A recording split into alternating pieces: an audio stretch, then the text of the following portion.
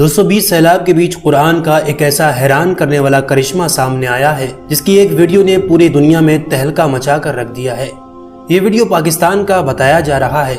इस वक्त पाकिस्तान में कुदरत की एक ऐसी बड़ी आफत टूट पड़ी है, मानो ऐसा लगता है कि जैसे कोई बादल फट गया हो और उसमें से पानी का सैलाब निकल आया हो।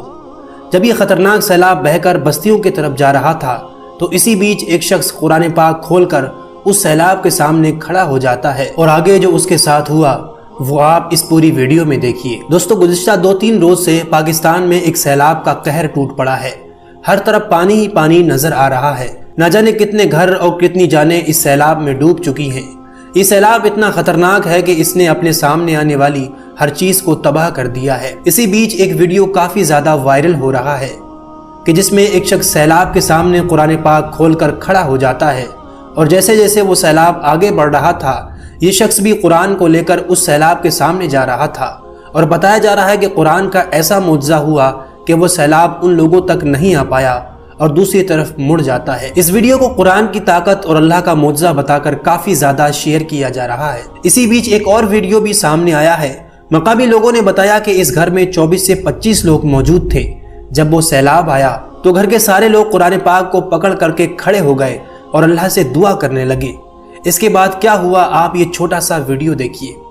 अस्सलाम वालेकुम जी, यहाँ पर इस घर में कम से कम 20 से 25 अफराद मौजूद थे उस टाइम पे जब ये यहाँ से सैलाब आया था। और फिर इस घर के मालिक ने कुरान पाक को हाथ में पकड़कर सब वहाँ पर घर में ही खड़े रहे और अल्लाह ताला ने मुआजिज़ाती तौर पर इनको बचाना था। तो फिर अल्लाह ताला ने ये देखें ये पत्थर ऊपर से आए हैं, ये यहाँ पर रुका है। इलाके मकीन का कहना है कि ये पत्थर बहुत दूर से आए, ये यहाँ पर रुके और इसने बाकी जो बड़े बड़े पत्थर पीछे थे ये आप देख सकते हैं, ये जो पत्थर थे ये इसकी वजह से स्टॉक हो गए यहाँ पर। ये जी ये आप देख सकते हैं कि इस पत्थर की वजह से ये घर बच गया है। इसमें 20 से 25 अफराद मौजूद थे। इलाके मकीन का कहना है कि जो इस घर का आदमी था उसने कुरान पाक हाथ में पकड़कर अपने फैमिली को बोला कि यहाँ से बाहर नहीं जाते क्योंकि इस साइड से ही पानी जा रहा था और इस साइड से भी ये पानी जा रहा था। ये आप देख सकते हैं कि ये अखरोट का दरख्त है, ये बिल्कुल पानी के दरमियान में था। इस घर के इस साइड से ही पानी जा रहा था और इस साइड से भी जा रहा था, लेकिन अल्लाह ताला ने मौजूदा तौर पर इनको बचाना था। इसकी वजह से पीछे से ये बड़ा पत्थर बहुत दूर से पीछे से आया। ये पत्थर ये यहाँ पर रुका है, इसने यहाँ पर ढक लगाया। ढक की वजह से ये आप पीछे देख सकते हैं कि बड़े बड़े पत्थर पीछे से आए और यहाँ पर स्टॉक हो गए।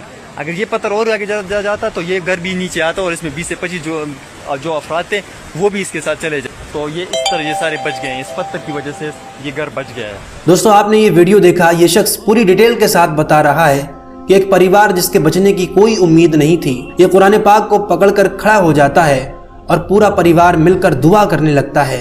अल्लाह की कुदरत देखिए, एक बड़ा पत्थर आकर उस घर के सामने रुक जाता है।